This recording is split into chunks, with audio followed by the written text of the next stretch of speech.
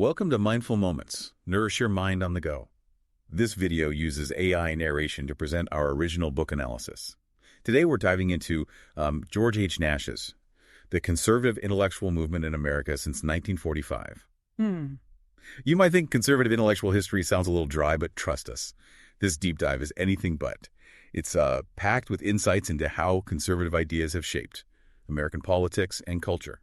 Surprising connections and some really colorful personalities you wouldn't expect. It really is a journey through the evolving landscape of American conservatism. We're going to explore how a small group of thinkers, kind of scattered in the shadow of World War II, laid the groundwork for a movement that would ultimately reshape the nation. Yeah, the book starts in 1945. Paint a picture for us. What was that intellectual scene like back then? Well, postwar America was really dominated by liberalism. Think New Deal, big government solutions, a really strong faith in progress. Conservatives were a tiny minority at that point, their ideas seemingly out of step with the times.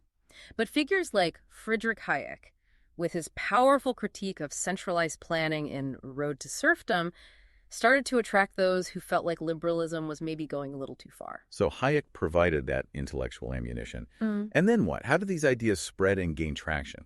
Well, publications and organizations played a crucial role. The Freeman, for instance, became a platform for libertarian thinkers like Ludwig von Mises, who championed individual liberty and free markets. These ideas resonated with people wary of growing state power, even some who considered themselves liberals at the time. And it wasn't just an American phenomenon either. The Mont Pelerin Society, an international group founded by Hayek, fostered these ideas across borders. Thinkers like Wilhelm Röpke in Germany echoed similar concerns about individual freedom and limited government. It's interesting how those early connections highlight the transnational nature of the movement. But even as it gained momentum, there were clear tensions within its ranks. This clash between libertarians and traditionalists seems like a fundamental fault line. Absolutely. You had libertarians laser-focused on individual liberty and free markets.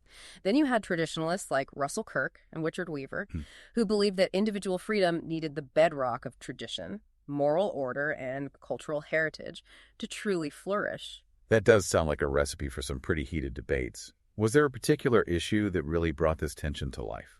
One example was the debate over how to defend liberty. Hayek, with his utilitarian approach, argued that freedom was good because it led to the best outcomes for society. But Frank Meyer, a leading fusionist, someone who tried to bridge that libertarian-traditionalist divide, saw that as too flimsy.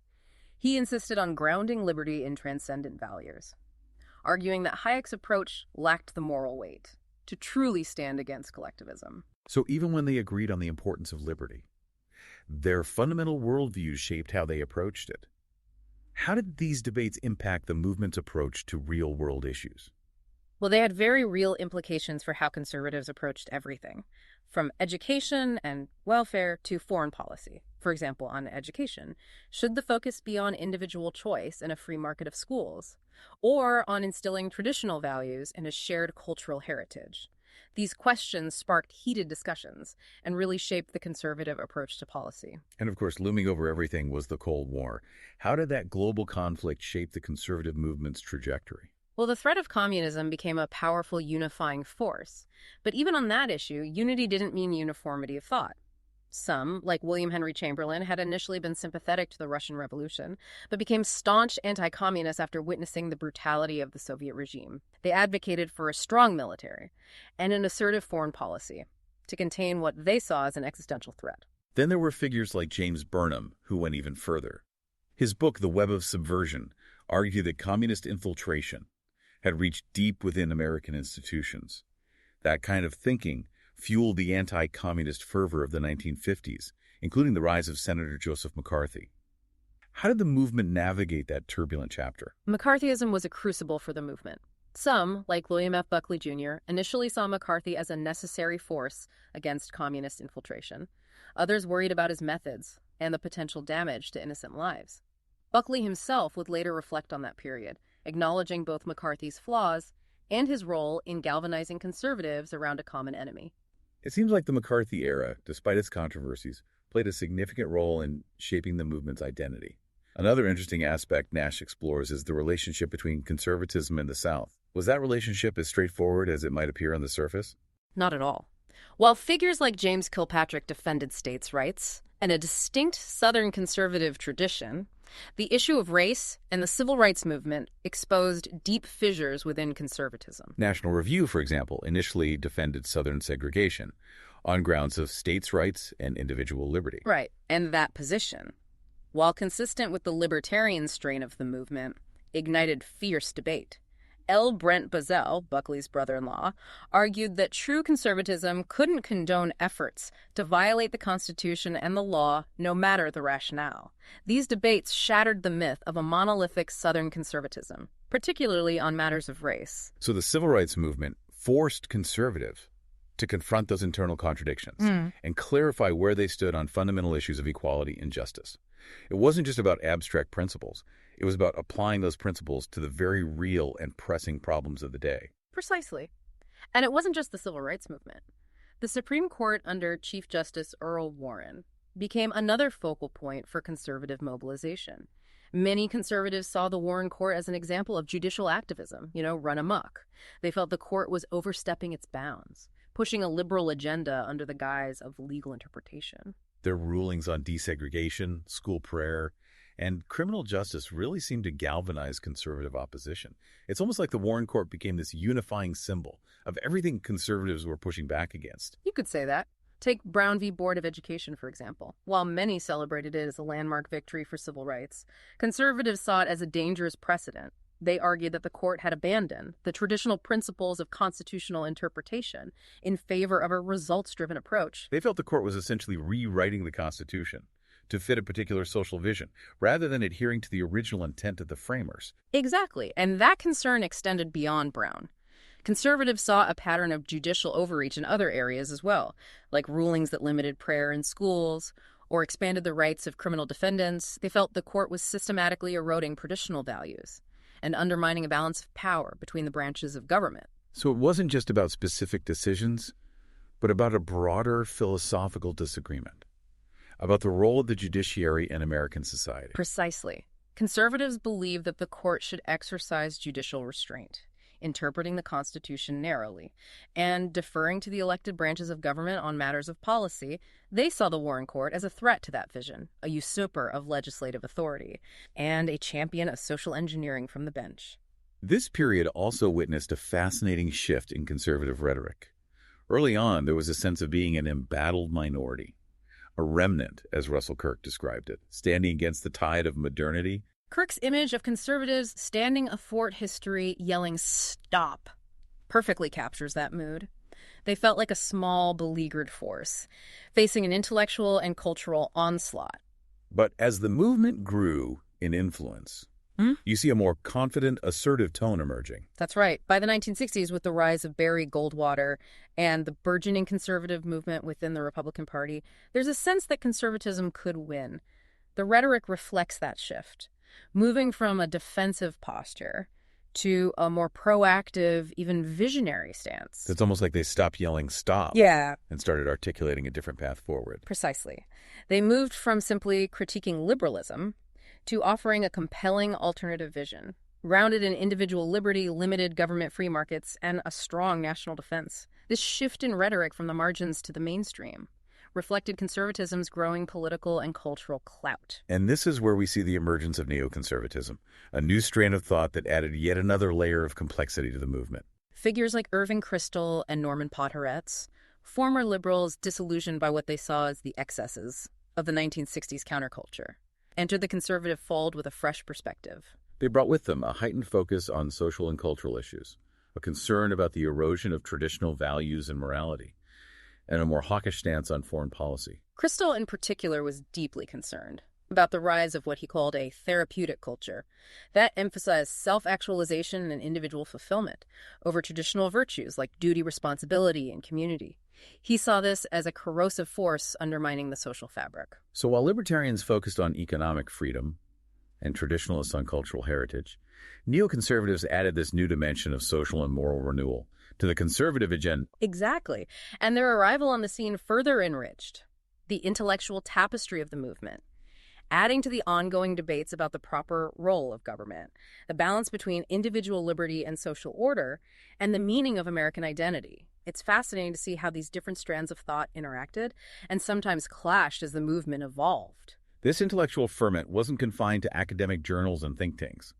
These ideas were spilling out into the public arena, shaping political debates and influencing the course of events. Absolutely. Think of Barry Goldwater's 1964 presidential campaign. While unsuccessful, it signaled the growing power of conservative ideas within the Republican Party and foreshadowed the conservative resurgence. That would culminate in Ronald Reagan's election in 1980. Reagan's presidency was a watershed moment, wasn't it? It felt like all those strands of conservative thought we've been discussing, from libertarian economics to traditionalist values, and neoconservative concerns about social and cultural renewal, converged in his administration. Indeed. Reagan's rhetoric often echoed the ideas of these earlier intellectuals. He frequently cited Hayek and other free market economists, invoked the founding fathers and the principles of limited government, and appealed to a sense of American exceptionalism. That resonated deeply with many voters. He was a master at translating complex ideas into simple, powerful language that people could understand and connect with. It wasn't just about policy. It was about inspiring a new vision for America, one grounded in individual liberty, self-reliance, and a restoration of traditional values. And that ability to connect with voters on an emotional level was crucial to his success. Reagan understood that political change requires more than just policy prescriptions. It requires a shift in the cultural zeitgeist, a change in the way people think and feel about the role of government and the meaning of citizenship. So it seems like the conservative intellectual movement, despite its internal debates and diverse viewpoints, played a significant role in laying the groundwork for that cultural shift. Absolutely. Their ideas seeped into the public consciousness, shaping debates, influencing policy decisions, and ultimately contributing to a realignment in American politics. Now, Nash doesn't end his book with Reagan. He goes on to explore the evolution of conservatism after the Reagan Revolution. Did the movement maintain its momentum? How did it adapt to the changing political landscape? That's a great question, and it's one we'll delve into in the next part of our deep dive.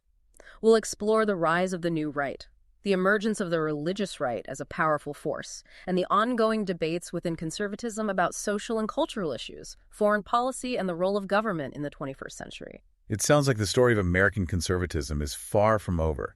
It's a dynamic and evolving movement that continues to wrestle with fundamental questions about the nature of society, the role of government, and the meaning of American identity. And Nash's book provides a valuable roadmap for understanding how we got here and where we might be headed.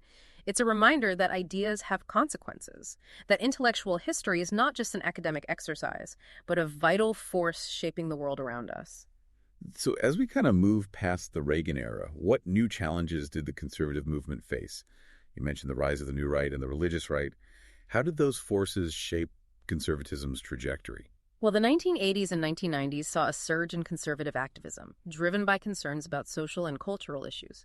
Figures like Pat Robertson and Jerry Falwell mobilized conservative Christians around what they saw as a moral decline in American society. Issues like abortion, school prayer, and family values became rallying points, galvanizing a new generation of conservative activists. Exactly. This wasn't just a continuation of earlier debates about tradition and morality.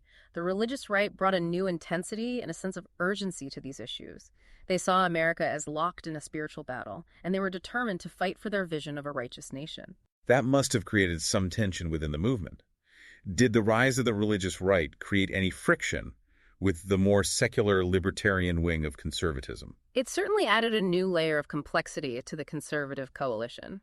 Libertarians, with their emphasis on individual liberty and limited government, were sometimes uneasy with the religious right's calls for using state power to enforce moral values. It's almost like two different conceptions of freedom bumping up against each other. On the one hand, freedom from government interference in personal choices.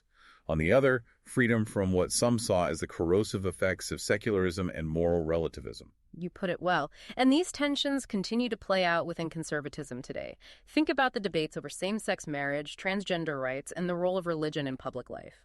These issues expose the fault lines within the movement, revealing the challenges of holding together such a diverse coalition. It sounds like the conservative movement's success in reshaping American politics also brought new challenges. Once you're no longer on the outside looking in, how do you navigate those internal differences and maintain a sense of unity? That's the perennial dilemma of any successful political movement. And as Nash shows, the conservative movement is no exception. It's constantly evolving, adapting to new challenges, and grappling with those internal tensions.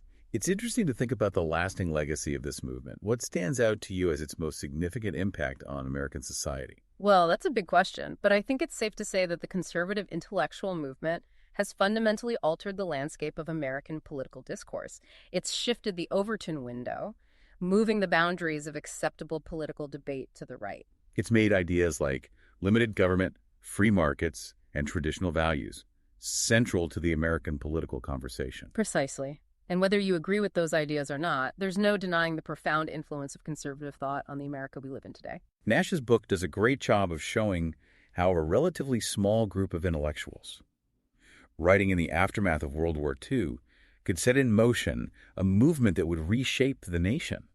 It's a testament to the power of ideas. These thinkers weren't just ivory tower academics, they were public intellectuals, engaging in debates, shaping public opinion, and ultimately influencing the course of history. This deep dive has really driven home the point that ideas matter. They have the power to change the world.